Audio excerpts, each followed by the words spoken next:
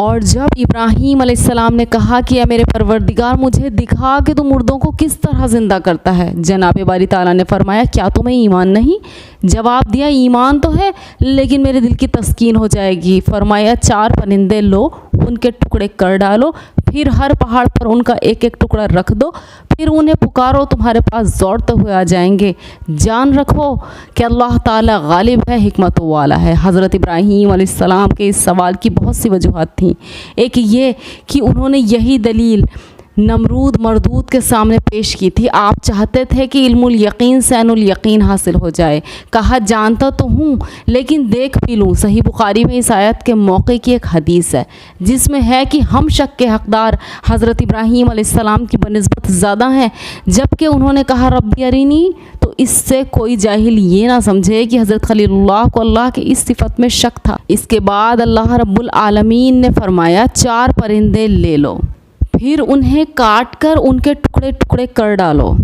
بس آپ نے 4 پرندے لیے، ذبح کر کے ان کے ٹکڑے کیے، پھر اکھیڑ دیے اور سارے مختلف ٹکڑے آپس میں ملا دیے، پھر 4 پہاڑوں پر یا 7 پہاڑوں پر وہ ٹکڑے رکھ دیے اور سب پرندوں کے سر اپنے ہاتھ میں رکھے، پھر بحکم اللہ انہیں بلانے لگے۔ جس جانور کو آواز دیتے اس کے بکھرے ہوئے پر ادھر سے ادھر اڑتے اور آپس میں جڑتے، اس طرح خون خون کے ساتھ ملتا اور باقی اجزاء بھی جس جس پہاڑ پر ہوتے آپس میں مل جاتے اور پرندہ اڑتا ہوا آپ کے پاس آتا۔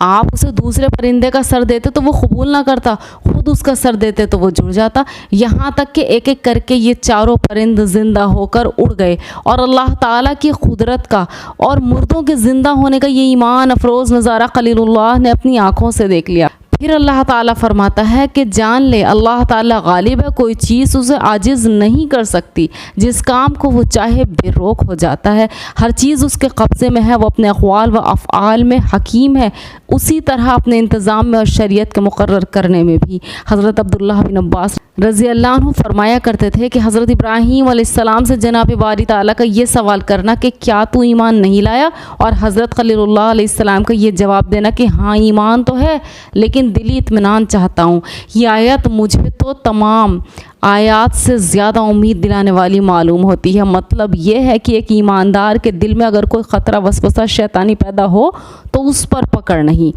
اب ایک اور واقعہ سنیے کہ حضرت عبداللہ بن عباس رضی اللہ عنہ اور حضرت عبداللہ عمرو بن عاص رضی اللہ عنہ کی ملاقات ہوئی تو پوچھتے ہیں کہ قرآن میں سب سے زیادہ امید پیدا کرنے والی آیت کون سی ہے؟